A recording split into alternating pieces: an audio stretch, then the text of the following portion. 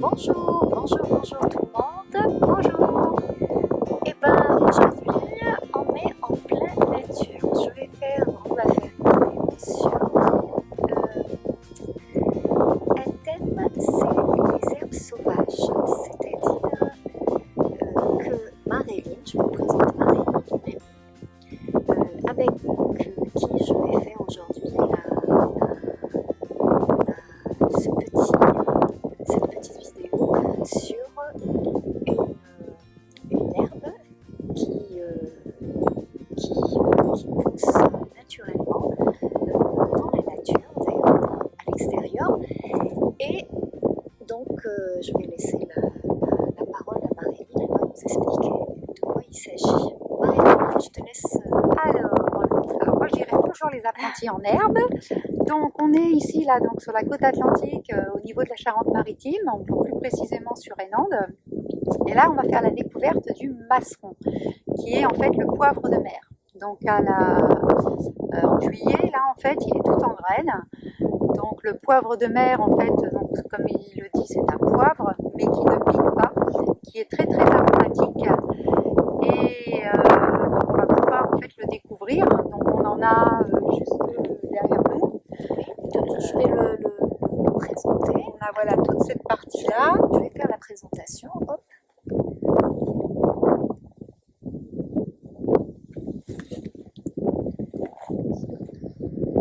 Voilà, donc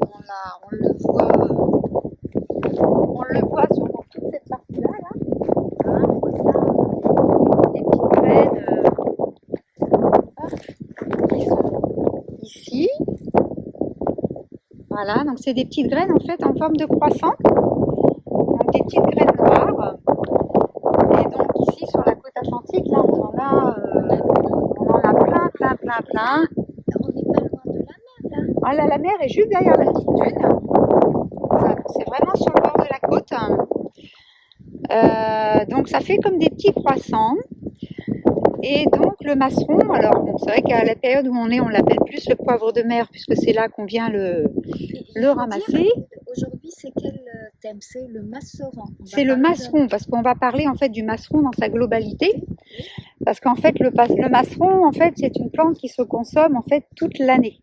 Très bien. Donc du début en fait de sa pousse jusqu'à maintenant. Et donc ces petites graines en fait on va les utiliser. Alors l'idéal en fait c'est de prendre 20 grammes de gros sel et 15 grammes en fait de graines, de les mixer et après on va les utiliser sur les légumes, sur le poisson, dans des sauces. Voilà, donc c'est vraiment très aromatique. Par contre, on appelle ça du poivre parce qu'effectivement il est noir, mais ça ne pique pas. Mais par contre, ça a un arôme très très fort. Et en fait, quand vous allez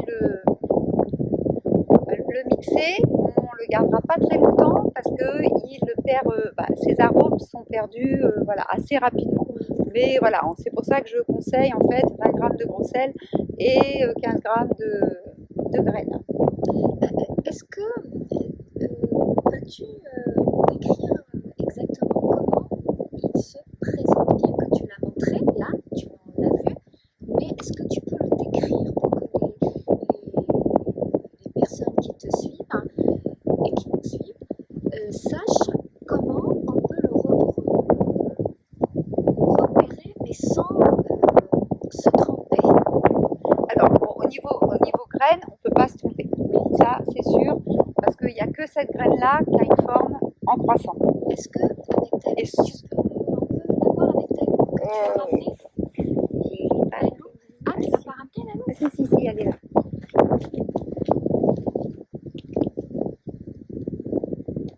Là, on est dans la Charente-Maritime, exactement à Hennande, donc pas loin de La Rochelle, c'est une commune de La Rochelle.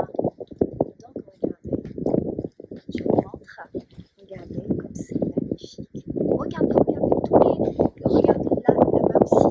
Là, c'est du masseron. masseron, mais regardez tous ces petits points noirs qui sont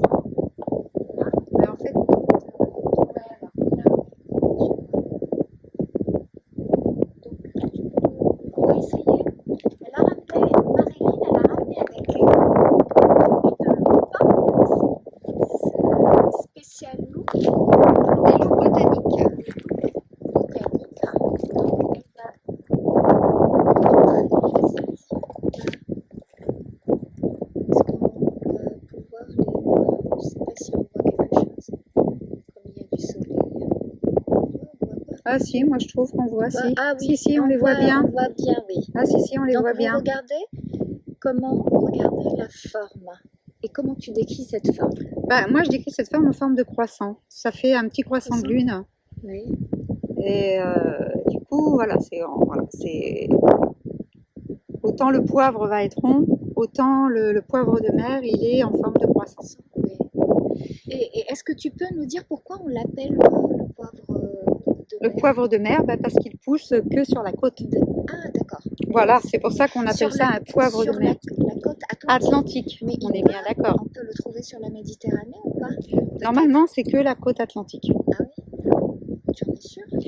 Après, effectivement, si on emmène des graines sur la côte méditerranéenne, peut-être que ça poussera là-bas. Hein.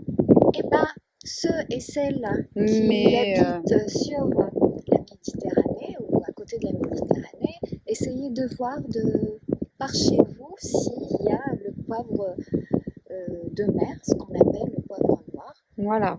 À préciser aussi, comme je voudrais le préciser, c'est que c'est autant venir le ramasser, parce qu'on en trouve aussi sur les marchés et on peut en trouver dans les commerces, mais effectivement c'est cher, alors Ah oui. qu'on en a sur toutes nos Oui, côtes. très bien. Voilà, donc ça c'est important à savoir, Oui, c'est important. voilà, de pouvoir le ramasser à même la nature. Donc, est-ce qu'on peut l'utiliser dans la cuisine, c'est-à-dire un usage culinaire? Et ben en fait c'est ce que je précisais, qui peut être une fois qu'il est mixé, mis en fait sur le poisson, sur les légumes, dans les sauces, voilà. Son goût aromatique est vraiment très très intéressant. Et peut-il remplacer vraiment le poivre ou pas? Si on veut garder le côté du poivre piquant, non, parce que ça pique pas. Ah oui. Mais par contre, ça a vraiment c'est vraiment un aromate qui a beaucoup de goût. Voilà. Il est fort en goût, mais pas piquant. D'accord. Il y a peut-être, on peut dire une petite notion un petit peu, il y en a qui disent un petit soupçon de poivre, mais j'avoue que moi je le consomme justement parce que j'aime pas le poivre, parce que ça pique.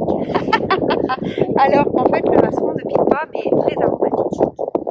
Après, alors à préciser pour la suite, on va préciser un petit peu, donc la plante à la base c'est le masseron, et effectivement le masseron est un ancien légume, donc il est considéré comme un légume. Est-ce que tu peux nous dire pourquoi un légume? il est considéré comme un légume parce qu'en fait, il y a, à l'époque, on l'utilisait dans les jardins, dans les potagers, les gens le cultivaient.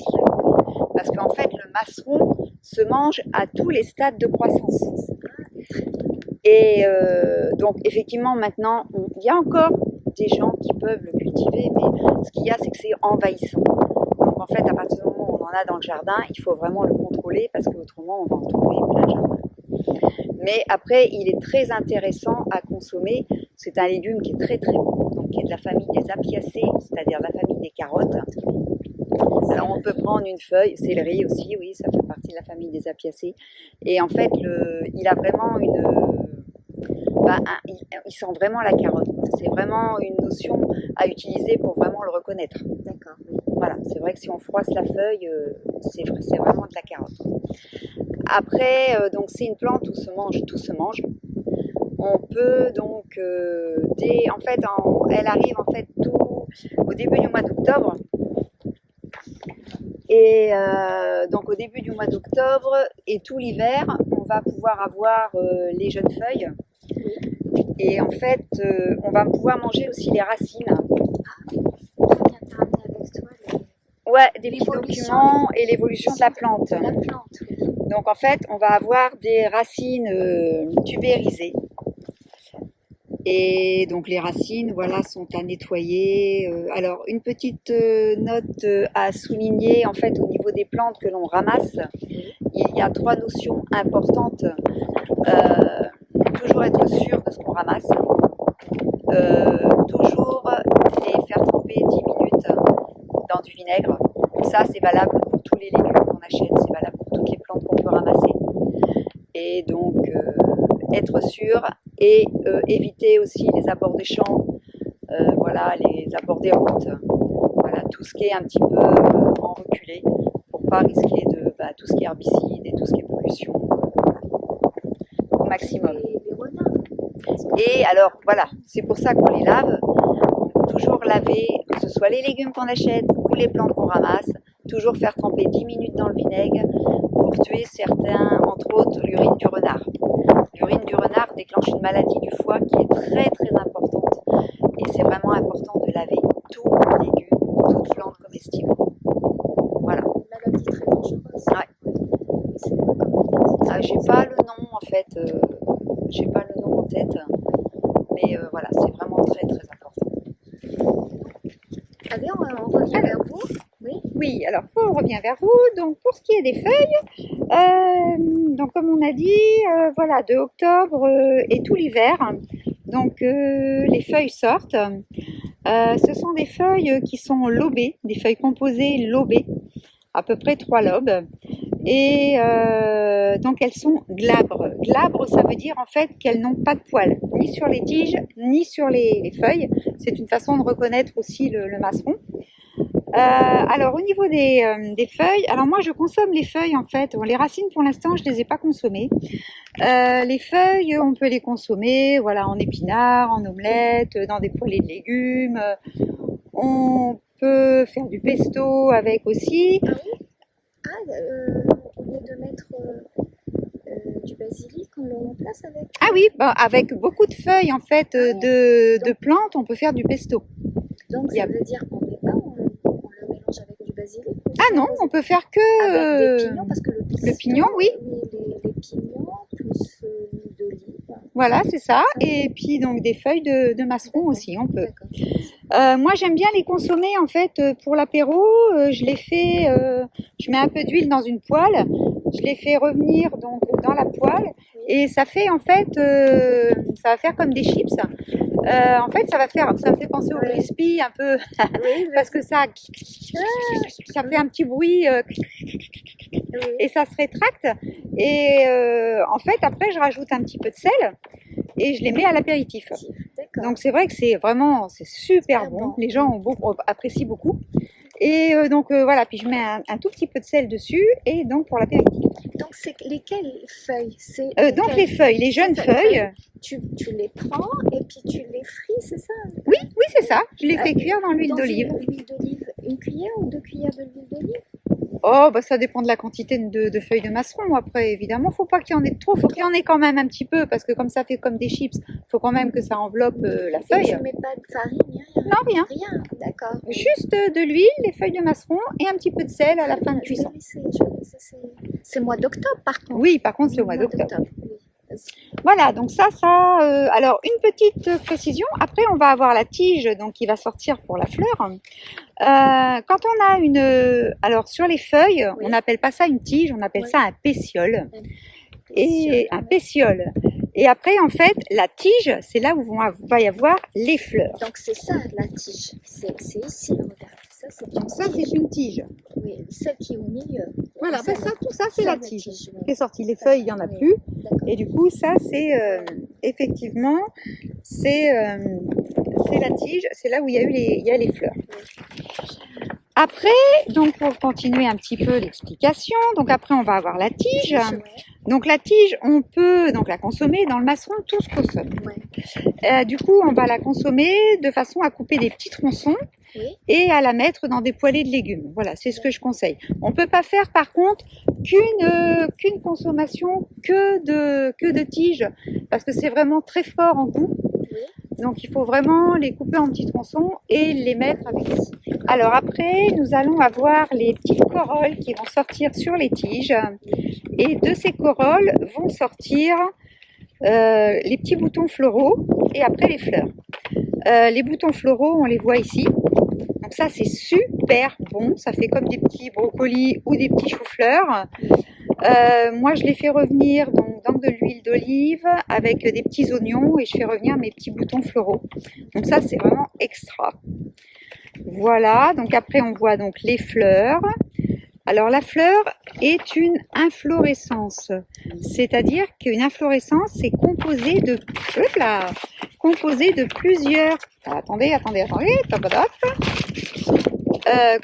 plusieurs fleurs. En fait, ça c'est une fleur et ça c'est l'inflorescence. Voilà, ça forme une ombelle. Oui.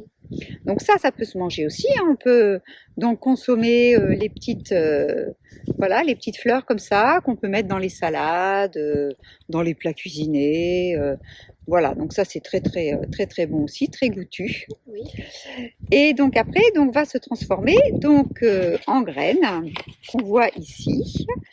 On voit très bien. Donc moi j'aime beaucoup les graines parce que ça pourrait faire penser à des insectes, un petit scarabée avec deux petites antennes.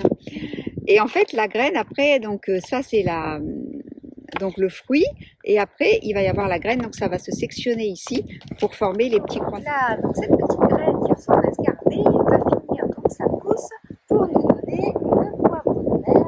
Donc cette petite graine noire qui est fabuleuse au niveau des arômes qu'elle va nous faire connaître. Voilà. Alors, un petit peu en résumé sur cette petite émission. Donc, du coup, nous ramassons donc, les racines tubérisées et les feuilles d'octobre et tout l'hiver. Donc, les feuilles sont pour petite précision, donc à consommer comme les épinards, en omelette, en apéro, voilà. En pesto aussi. Et du coup, après, en février, vont sortir les tiges, en petits tronçons pour les légumes. Et donc après, au printemps, on va avoir les boutons floraux avec les fleurs. Et donc en été, donc à la période où nous sommes, en juillet-août, nous aurons le poivre de mer qui est là en grande quantité et qu'on peut ramasser donc en abondance. Voilà. Sans aller au marché, peut-être. Sans aller au marché, Il coûte cher, hein. Le marché il coûte cher alors qu'on en a plein sur les côtes atlantiques. Voilà. Pour les pesto, j'ai appris avec toi, tu m'as dit que le pesto, on peut le préparer Avec toutes les feuilles vertes.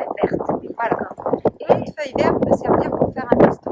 Après, c'est vrai qu'on va l'agrémenter différemment, parce que du coup, avec le goût qui va se dégager de la plante, on va pas le mettre forcément, je pense, à l'ail des ours, on va mettre par exemple du parmesan. Là, on ne mettra pas de parmesan. Oui, d'accord. Voilà. Après, c'est voilà. Mais le cerveau sortir en fait vraiment le goût de la plante. Mais le pesto en général, ça se prépare avec des pignons, du basilic en général. Non, pas forcément du basilic, on peut faire du pesto.